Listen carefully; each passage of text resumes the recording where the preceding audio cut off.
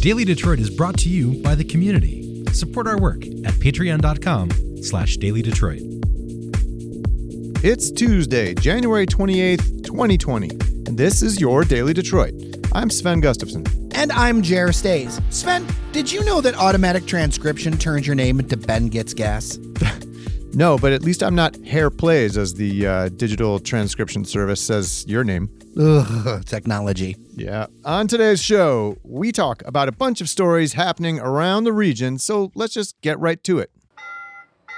Challenging weather conditions and high water levels continue to complicate plans for the highly anticipated Oudolf Garden Detroit project on Belle Isle. Organizers now say they hope to begin installing plants after the Detroit Grand Prix wraps up in early June. The planting site now is soggy, and a deep freeze is needed so crews can actually dig out the garden site. So I guess we're praying for a polar vortex, huh? I guess, yeah.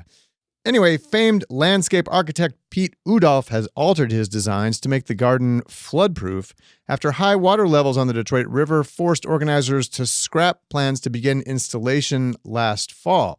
As part of the redesign, the Canadian Peace Monument site is being raised 2 feet to better mesh with the garden. In the meantime, organizers say they'll have more information about volunteering opportunities this spring, and plant sponsoring opportunities are still available. We'll put a link to all that information in the show notes. I know this thing keeps getting slightly delayed, but I am still really pumped about it. Oh, I am too. I think it's going to be a fantastic addition to Belle Isle and to the city of Detroit. Auburn Hills-based auto supplier BorgWarner is buying Delphi Technologies in an all-stock deal. The move is seen as a way to prepare both companies for a declining engine and transmission business as the auto industry increasingly transitions to electric and hybrid powertrains.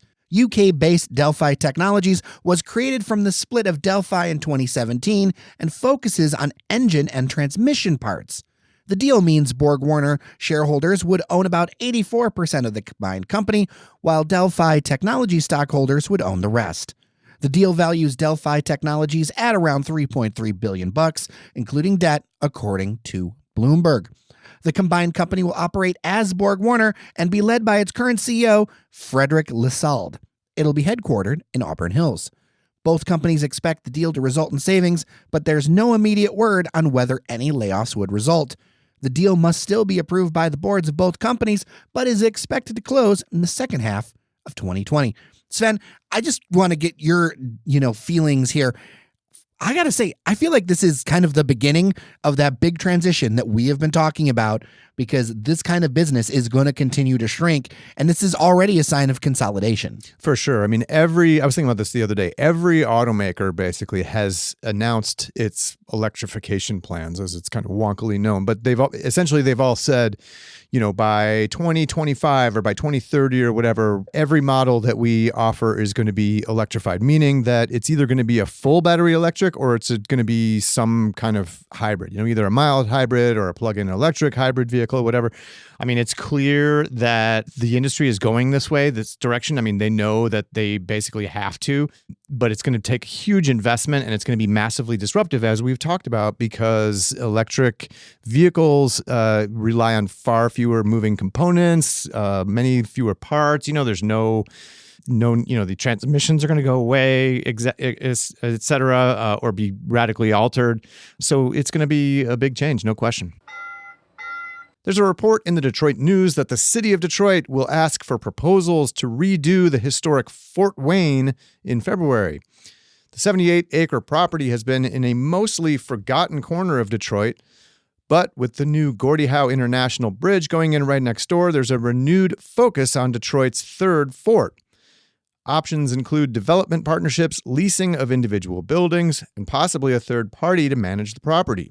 Fort Wayne has some history tied to it, although it was completed after hostilities ended with the British, so it never actually saw any battle. Sven, it's in the perfect position to be ready for whenever Justin Trudeau brings his Canadian yoga army. I hope they serve poutine. The riverfront fort was built near the town of Springwells, which is still the name of a neighborhood and street in southwest Detroit. It was where the Treaty of Springwells was signed, ending wartime conflict with a number of native tribes, including the Wyandot, Delaware, and Seneca at the end of the War of 1812. It's also served as a garrison and a detention center for accused communists.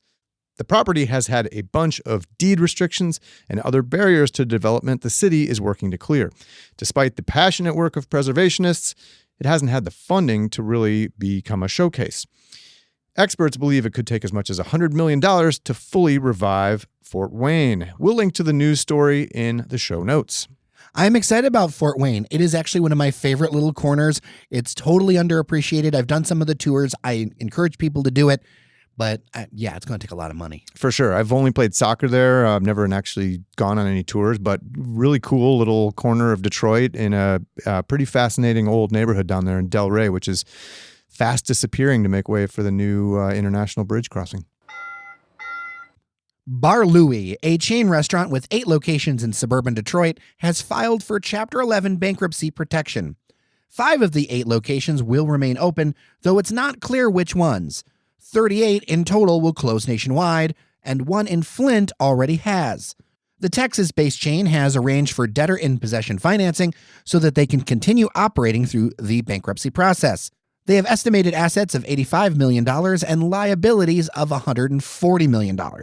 It's expected they'll emerge from bankruptcy in 90 days. Sven, there have been some places that have taken on the chin lately, especially these kind of chains. I know Granite City in December filed for bankruptcy, even though it's still staying in operation. Restaurants are a brutal business, Jer. You know, Sven, man, you were coming in here today and you were saying that your eye had spied some progress over there at 8 Mile and Woodward. What's going on, my man? I was playing I Spy with my little eye, don't you know? No, I was on the way to the bus stop because I'm taking the bus these days. No car for me.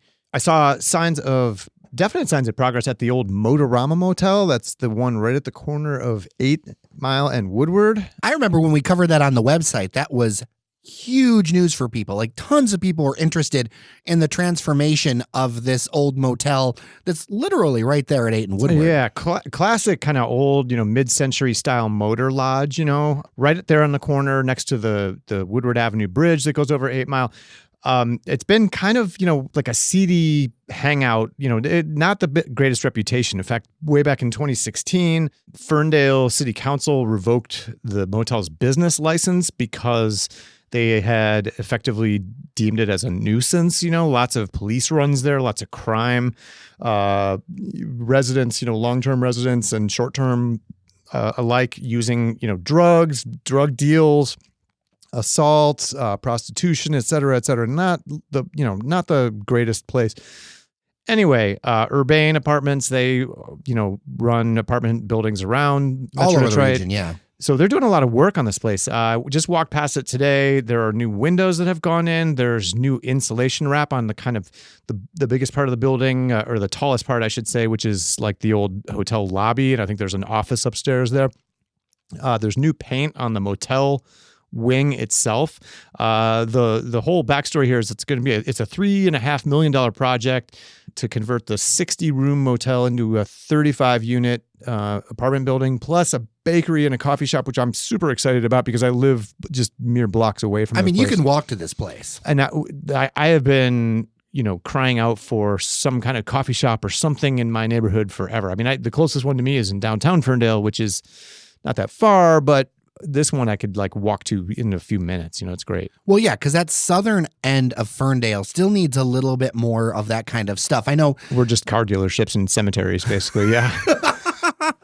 One thing I'm excited about this project is that at least when I covered it the first time, I think it was back in June, the owner said that the target rent is $850 to $950 a month for these, so sub $1,000. And I know they won't be huge places, but I really like the idea of having more sub $1,000 a month places for folks, so that it's actually somewhat reasonable to actually live there. Yeah, the big question I think that everybody's wondering about is what, if anything, becomes of the kind of squalid homeless encampment that's taken.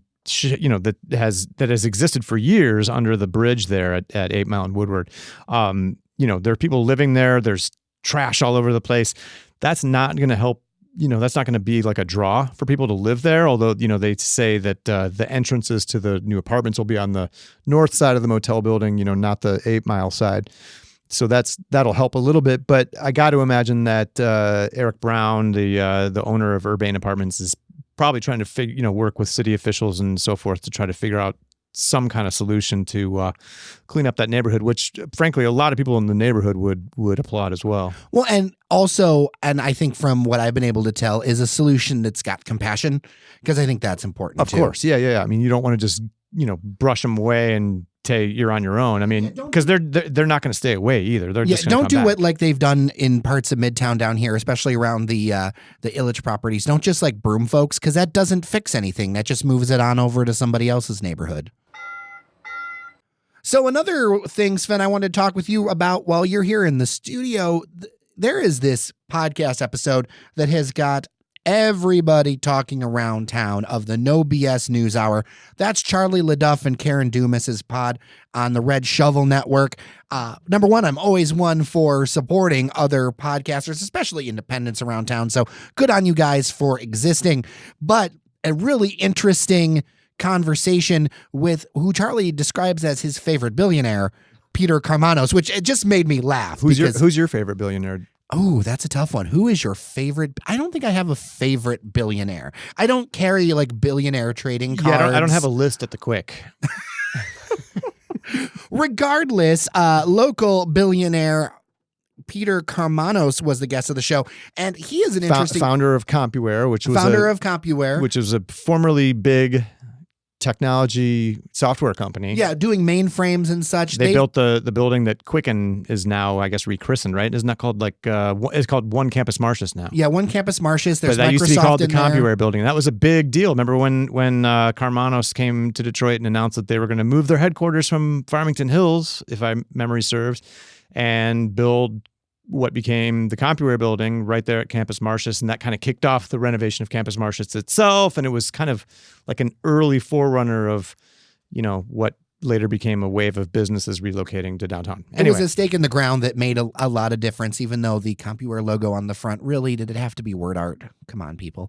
Anyway, sorry, that's my font snobbery showing. Anyway, big investment. At least it's not Comic Sans. No, at least it wasn't Comic Sans. But although the new owner loves Comic Sans, and there's Dan truth Gilbert to that. does love him some Comic Sans. The thing is about this interview that is interesting, that's got the nation talking. I mean, there's even national outlets talking about this, is that Karmanos defended former Mayor Kwame Kilpatrick, who's currently serving 28 years in the clink for a variety of charges. And basically, he said that Kwame is somebody who is a victim of a modern day lynching, and basically we just also strong words, very strong words. He defended Kilpatrick, and he also said that he was part of getting Kwame's letter to President Donald Trump to get that sentence reduced. Now, I think before we get into any of this, although I am no fan of the Kwame legacy on Detroit, I firsthand saw how a lot of negative impacts on the city, for sure, with how he ran things. Well, he used the city as his own personal piggy bank. I mean, he just straight up stole from the taxpayers of Detroit to line his own pockets. For sure. I mean, there's no sugarcoating it. So the argument, there is kind of, now that we're 7 or 8 years in, 8 years out, there has been this argument that Kwame has been wronged, or that Kwame is serving too long of a time. So that's the one thing that they talked about. And the idea of President Trump commuting this, I don't know. I mean, I wasn't sure I took it seriously, but Sven, you've got a different thought. I confess, I get a little bit nervous because, frankly, I wouldn't put anything past Donald Trump. I could see him easily seeing this, and now he's got Peter Karmanos. Well, Karmanos, as it turns out, gave $2,700 to Donald Trump's campaign back in 2016. I was able to look that up on Open Secrets. He also gave $125,000 to a fund to get out the vote between the GOP and Donald Trump. So that doesn't put him in the legions of superstar donors to Donald Trump, but he's definitely a supporter on the record nonetheless. I could see Donald Trump, besieged right now by impeachment and the Senate trial going on right now and everything, looking at this and going, oh, this would be a great way to win Black voters, right? To win Black support. He's always talking about how I don't know if it would be or not, but he would think that. He would think that. I mean, he could. I'm just saying I wouldn't put anything past him. Never mind that Kwame is, a toxic brand to many people. that has never stopped Donald Trump before. I mean, he's had, how many people have been indicted and are currently behind bars from his campaign team or his inner circle. But I could see him doing that, So there's a part of me that feels a little bit nervous about this. Who knows? Maybe he could decide like, oh, I know what I'm going to do. I'm going to spring Kwame and give him a job in my administration somewhere. I mean, I wouldn't put it past him. Kwame has a lot of defenders and a lot of support in corners of the city. I think outside pundits don't realize that he's very connected. His family is connected for decades. His mother was a congressperson, right? That force that those folks, they're part of the city. And so that is a real question in my mind. I feel like, I don't know if he could get elected mayor, but he could, if he were to run for office, I could see something like council working for him. Yeah. But I mean, I don't think that he would go for something small like that, but yeah. That's true. That's why one of the reasons why I think like if you do commute the sentence, throw in there an agreement to not run for elected office. Lifetime ban on elected office. Yeah. Well, I think the other question is like, is Kwame enough of a national name to like, how would doing that play nationally? Probably not very well. I mean, outside of his core Detroit partisan supporters, but again, like it's Donald Trump, man. Throw the rule book out the window. There are no rules. Like the things that you would think that would not play well with conservatives don't matter, right? So anything can happen. Detroit City FC has released its spring schedule ahead of its first full season of professional soccer. The schedule is heavy on visits to California. 3 of its first 6 games are away in the Golden State, and there are 4 in total. The Rouge kick off the spring season February 28th. That's next month. Yikes. At the Los Angeles Force before their home opener nearly a month later when they host the Oakland Roots on March 21st at Keyworth Stadium.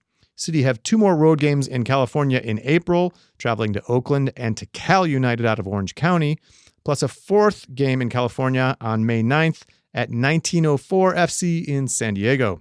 Le Rouge are coming off winning the NPSL Members Cup Championship last season after posting an 8-1-1 record. This year, they're joining the National Independent Soccer Association as one of 3 new entrants to the league alongside the Pontiac-based Michigan Stars. City joins a division of 8 teams with 4 in California. Youch. Holy travel, Batman. Yeah, it's going to be a lot of travel for sure. All teams will play 14 matches equally divided between home and away. The team will be without center back and fan favorite Jalen Chrysler, who signed with forward Madison out of the USL League One. All right, who doesn't like punchkis? I mean, I don't like running, but I do like baked goods. I like both of those things. Well, it's this event, sir, is for you. The Punchki Run is a 5K with a beer, and one of the sweet treats is at the end, and you get both, the beer and the punchki. I think I need to do it. You know what? Let's do that. Let's do a live stream of you running the Punchki Run. Just put a GoPro on my head. That'll look cool, right? We're going to email us if you want that to happen. Punchki coming in my face. Oh, punchkis while you're running. Like, how many can you eat while you're running? Anyway, all of this is coming up February 22nd. I know it's a bit early, but I wanted to tell you about this now so you could get it into your calendars. Thousands of runners, literally thousands, will descend on downtown Hamtramck that morning. There will be prizes for all ages beyond the beer and punchki, which I think is prize enough. And then afterward, Sven, I think we're going to have to do this. There will be polka music from the Misty Blues. Get out of town. Oh, this is what we got to do. It will be a fun time. I will put a link in the show notes if you're interested. If you want to hang out with us, I'm serious. I think we're going to do this. Like, send us an email, dailydetroit@gmail.com. We'll meet up at a bar somewhere. We'll make this go. It'll be a lot of fun.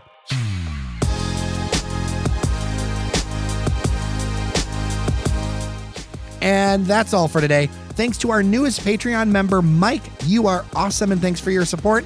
Every dollar matters in helping this project go forward. Thanks so much, Mike. And I'm looking forward to the Detroit Policy Conference tomorrow. We're doing the show from there. Should be a good time. We're going to get lots of good interviews to trickle out in the coming weeks. You might actually see us in blazers. Blazers. With that, I'm Jer Stays. I'm Sven Gustafson. Take care of each other. We'll see you around Detroit.